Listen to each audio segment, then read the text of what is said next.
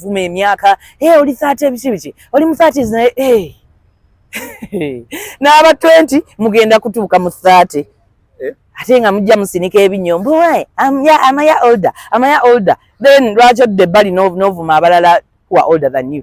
That means you'll reach that age if you really want to live. You're asking God for life.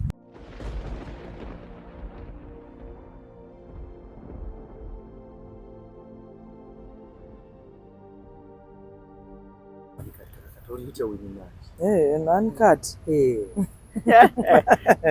No binsudde mu busuuzi. One time mbeera eyo sha wendi nnyo. Bali kusala weight basaze weight abantu ne tukulaba ku social media abantu ne bagamba kati we wano weight gye wali oyagala oba weight yonna ina gye nsalawo like gye njagala gye mbeera nayo. So okusalawo nti kati kangejje so osalawo nti kati toniwe n'okusinga wano kye njagala kyonna. Bitambula bulungi bitambula bulungi. Music naye ndowooza mulaba tubaweereza era tukyaleeta. Mbadde nsaba clarifying ku nsonga eyo abantu abasinga balowooza nti ensonga zirina okubagana gy'oli toli. Ensonga eyo nagikoowa abatakitegeera balekeyo. Nagikoowa koyo gibannyonnyola bw'oba ondabayo mumanya gye ndi bw'oba tondabayo manya siriiyo. Buli omu akitwale nga bw'alowooza nkikooyi. Yaani atambuza olugambo gwe simanyi abantu gye bali naawe tebalina byakukola.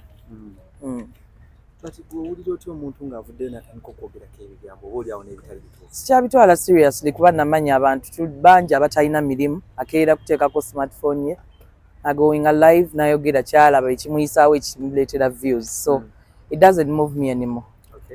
Lwaki bakutwala ng'omukazi omukambwe ali arrogant atati abedudumu? Siri arrogant just manyi kyenjagala ate nkyogera nga bwe kiri. Abantu bamanyiire okumassaginga egos zaabwe ate nze siri I'm not that kind of person. I'll tell you how it is. Yeah, so I'm sorry, I'm myself. Abantu bakutegeeza bulala. Abantegeera gye bantegeera ekyo omanya. Then n'abatantegeera kyetaagisa ne basigala awo kubanga tewali alina budde kunnyonnyola. Abantu tuli banjawulo, different mothers, okitegeera twazaalibwa in different families, so we cannot be the same. I cannot be like you, you cannot be like me. Yeah, so I am who I am, respectively. Kino kirakawo abawagizi because abamu batya n'okusemberera nga bagamba nti oli mukambwe n'okkuba okuba. Nedda tebantya ebyo bigambo byammwe nze nga mbasanga ne twekubya ebifaananyi ne tusanyuka.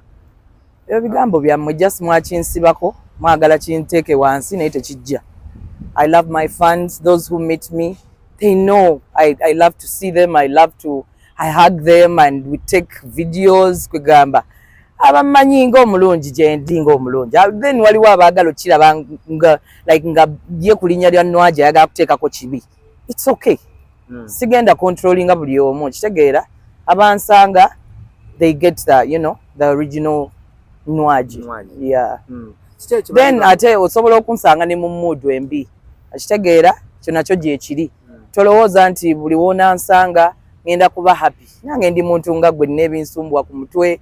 So osobola okugwa mu gap embi okitegeera kati n'ofuna reaction kubanga nze I'm not good at pretending.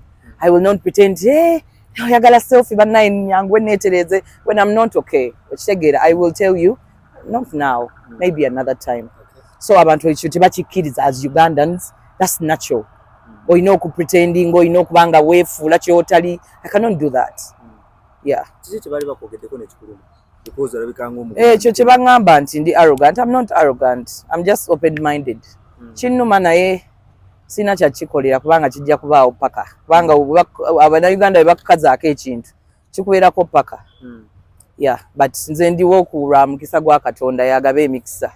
Yeah, so gwe newonsaba enziro I will still count my blessings because you're not God.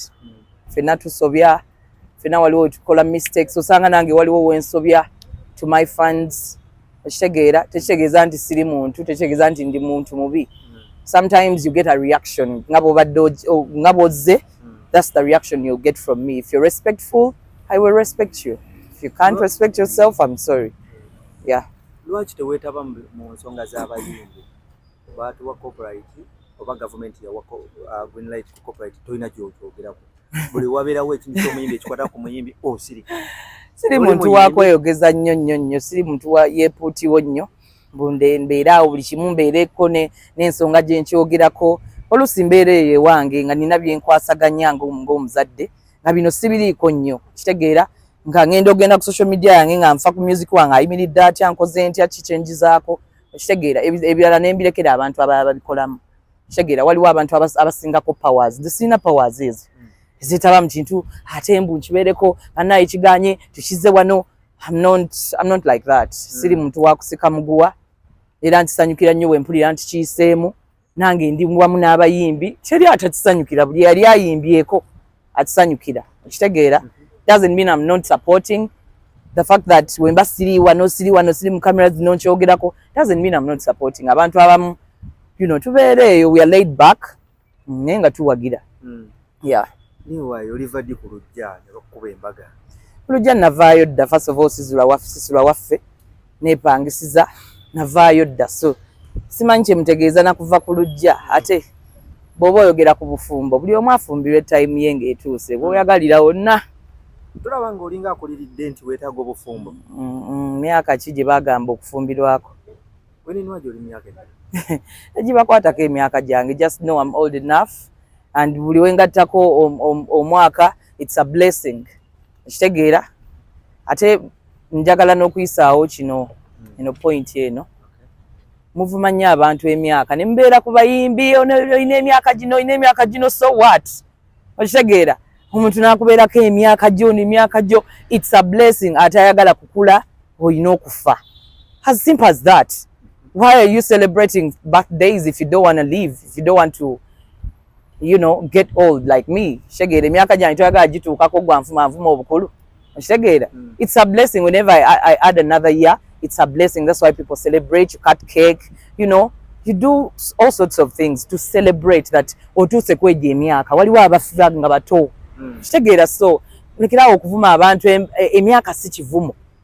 Stop making people, feel bad about their age. Olina atya n'okujogera nti bannange I'm 40 oba I'm 40. Baliwo aba 40 ndoza batya n'okujogera. Because you make them feel like old age is bad. It's not bad. It's good to age. No, kinyiiza bwe ndaba n'abantu abalala, not only me. N'abalala mbalaba ku social media nga weeyisa bwati ng'emyaka bwegiti. Excuse me. Buli omu ali wa ddembo kola ki okweyisa nga bw'ayagala ku myaka gye mubiri gwe bano oba bakuziika ogenda bwomu so saagala muntu kuteeka nze tonteekako kajanja but I'm talking generally like abayimbi abalala batasobola kweyogerera nobeerawo ng'abantu bamuvuma emyaka oli 30 biki oli mu 30s naye n'aba 20 mugenda kutuuka mu 30 ate nga mujja musinika ebinyombo am I older then lwaki odde bali n'ovuma abalala who are older than you. That means you'll reach that age. If you really want to live, you're asking God for life, you're gonna age. Ogenda tuuka 30 osuseewo abantu batuuka 30 tayongerako na 1 emyaka nye giyitako nga takyogera mbu 30 something Shagera, because they are scared of how they are going to be, judged. But andiko jiba balira bongeremu ne supu. Shagera, it's really a bad thing here in Uganda. You should be proud of your age. Over 30, it's okay. There's the 4th floor. Now, you can, just decide how you age. Make sure okolachi okaddiwa bulungi. Work out. Look young. Shagera, look. Don't look your age. Shagera, age myaka nga bolaba 1, 2, 3, 4 just babala bubaze ebbanga lyomaze ku nsi. It's not tekiri ku muntu mbanayo no myaka gye ine myaka alina okuba akola but stop it. Let people be. Kubanga mbamalako emirembe mugibala nnyo ate kati fe abakyala tukula mangu okusinga ku basajja. Naddala abakyala abo ababeera mu bufumbo bambi. Abeerayo mu bufumbo nakula takola exercise ali awo bwazaala so ne wabanga muto kitegero asobola kubanga muto kunze nemba nga nfaanana ate ng'emyaka gye kitegeera because of the way I love myself. So just love yourself. Don't be scared to age. It's okay. Okay, Winnie, kulikayo ebuyindi. Navaayo.